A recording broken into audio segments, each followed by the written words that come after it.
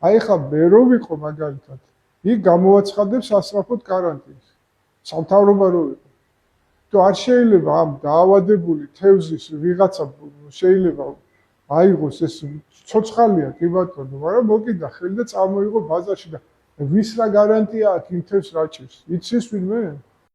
რამ გამოიწვია თევზის დახოცვა წალკის წყალსაცავში, მიუხედავად იმისა, რომ სურსათის ეროვნულმა სააგენტომ ერთ კვირაზე მეტია მიზეზის დასადგენად თევზის სინჯები აიღო, ამ დრომდე პასუხი უცნობია. სეში გვეუბნებიან, რომ როდესაც ლაბორატორიული კვლევები დასრულდება, განცხადებას თავად გაავრცელებენ.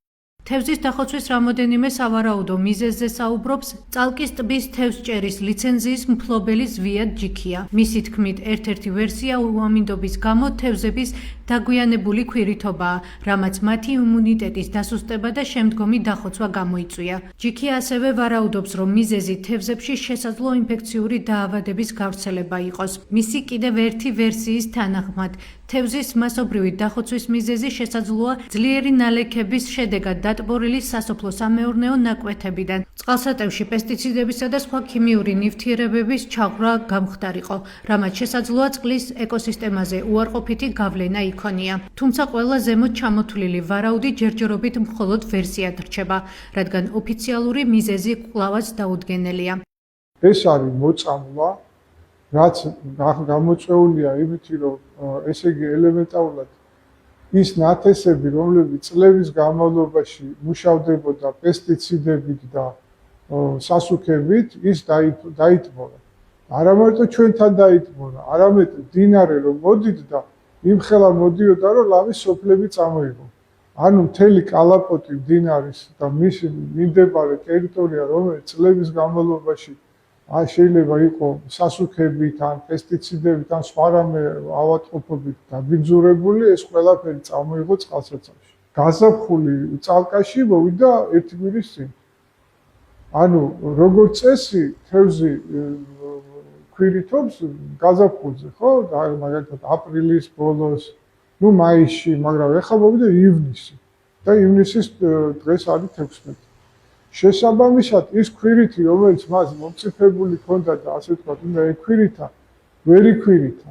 და ეს მისი პროცესი, ქვირითობის პროცესი გადაიდო და ამან მისი დაქვეითებულ იმუნიტეტზე კიდე ზედმეტი დაწოლა მოახდინა. და მესამე ფაქტორი არის ავადმყოფობა.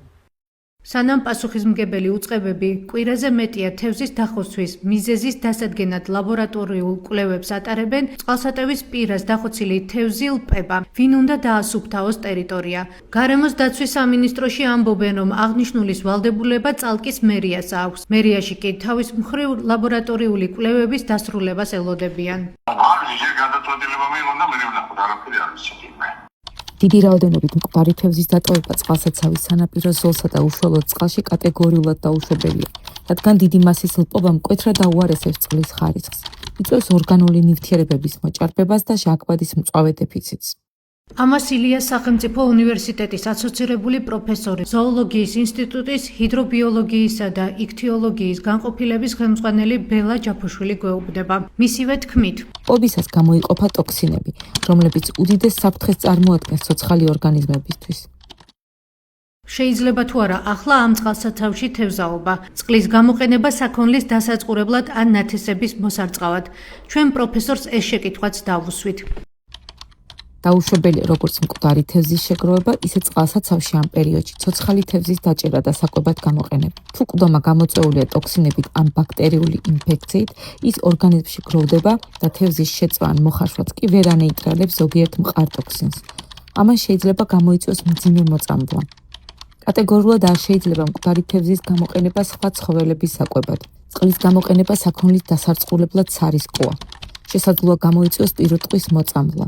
წყლის გამოყენება საქონლის დასარწყურებლად განსაკუთრებით სანაპირო ზოლთან, სადაც თევზი ლპება არ არის რეკომენდირებული. ლპობისას გამოყოფილი ამიაკი, გოგირდწყალბადი და პათოგენური მიკროფლორა პირუტყისთვის საშიშია და შეიძლება გამოიწვიოს მასობრივი მოწამვლა ან დაავადება. მაშინაც კი, თუ პირუტყვი გადაიტანს მსუბუქ ინტოქსიკაციას, ტოქსინებმა შესაძლოა შეაღწიოს რძესა და ხორცში, რაც შემდგომში ადამიანის ჯანმრთელობას შეუქმნის საფრთხეს. რატომ არ მიმართავენ და შესაძლო რისკების შესახებ არ აფრთხილებენ საზოგადოებას სახელმწიფო უწყებები?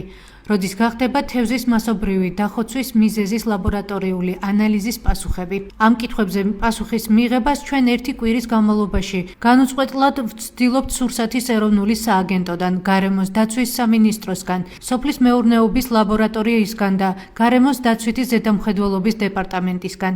თვითონ მოსახლეობა არც უნდა ეცადოს, თვითონ გაწმინდოს ეს ტერიტორია, ამას სპეციალური, ასე ვთქვათ, მომზადება ჭირდება და იმდენად დიდია რაოდენობა, თვითონ მოსახლეობა ვერც გაუმკლავდება.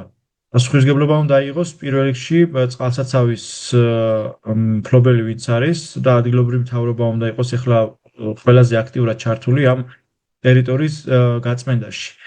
კიდევ ერთხელ გავიმეორებ, რომ თვითონ ეს პობის პროცესი, რაც ახლა მიმდინარეობს, საფრთხეს უქმნის როგორც ხმელეთზე არსებულ ეკოსისტემას და ადგილობრივ მოსახლეობას, ასევე წყლის ეკოსისტემასაც, იმიტომ რომ ცოტა რაოდენობა არ არის. წყლის ხარისხით შეიძლება, რა თქმა უნდა, ახლა თქვენ რომ წარმოიდგინოთ, რამდენიმე ტონა ბიოლოგიური მასა ალპება წყალში არის ეს სანაპირო ზოლში, წყალში და ეს რა თქმა უნდა იქონიებს წყლის ხარისხზეც გავლენას. და როგორც უკვე აღვნიშნებ, ამ წყალსაცავს სხვადასხვა დანიშნულებით იყენებს ადგილობრივი მოსახლეობა და ესეც რა თქმა უნდა გარკვეული რისკი არის, რომ დაბინძურებული წყალი შეიძლება მოიხმაროს მერე მოსახლეობამ და გარკვეული რისკების წინაშე დადგეს.